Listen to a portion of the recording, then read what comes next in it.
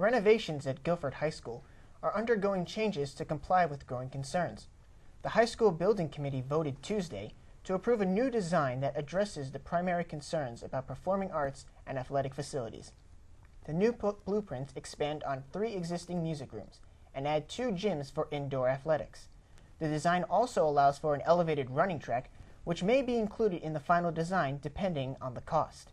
The final schematic will be made available to the public by the middle of next month. And as you can see behind me, the farmers market has proved to be quite a success, and White hopes that they'll achieve similar success in the fall next year. The dim streets of New Haven are about to get a lot brighter. Lilac Street is the first urban neighborhood in the area to be part of the city's new lighting project. Text-necking isn't something new, but it is an issue that grows to this very day. According to a U.S. Census poll last year, over 110 billion text messages were sent using phones just like this iPhone here. Now think about it.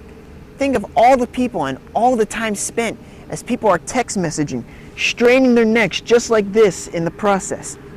And that's not even counting all of the people that use Kindles, iPods, small video games, and other electronic devices. In addition to the fines, the town of Hampton wants to place tiny barcodes such as these onto these bins in order to determine who's taking out their trash and who isn't. Mercy has scored 21 runs and have only allowed 2 over the past 3 games. But both their offense and defense will be put to the test on Thursday when they face Sacred Heart Academy at home. Students who are upset with the York Hill shuttle service can breathe a sigh of relief. A new shuttle system was implemented on Monday, which should alleviate the tension between York Hill residents and the DATCO shuttle service. Matt Croto is one of the most versatile players in the Southern Connecticut Conference.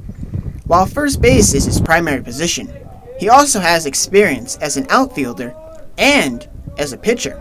Well, I mean, we have a lot of players at good positions, so anywhere that'll really fit. So, I mean, I'll play there and I'll just do whatever I can to help the team win. His abilities haven't gone unnoticed.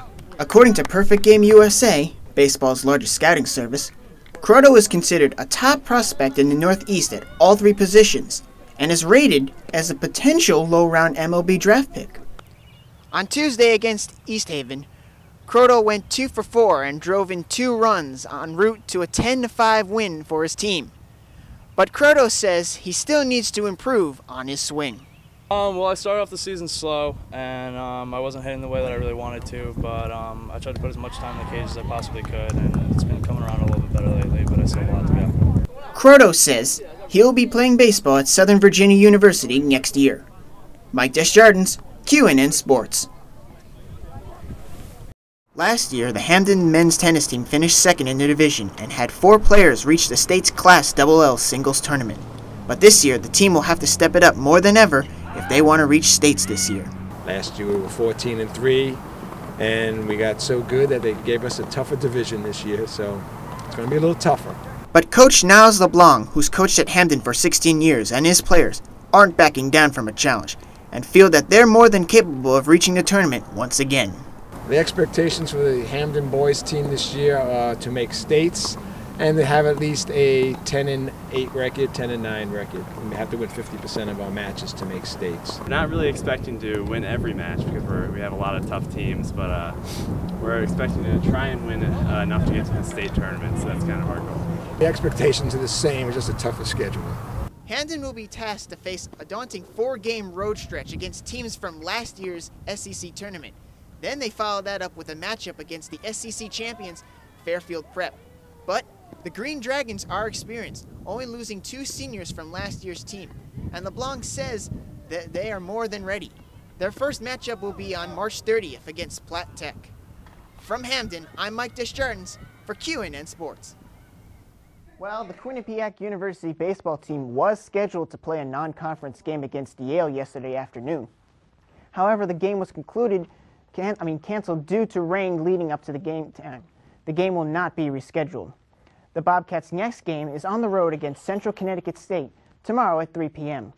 Coach Dan Skip Gooley will be looking for his 500th career win and his 399th at Quinnipiac. And speaking of baseball, MLB spring training is coming to a close, but there's still plenty of action going on as the Yankees squared off against the Atlanta Braves yesterday. And here we go, top of the first. Eric Chavez, he hits one off Brandon Beachy through the middle, drives in a run, and he puts his team up 1-0. Now in third, Raul Ibanez, he hits it. It's going long. It has a chance. But Jason Hayward makes the catch. That's one for the highlight reel.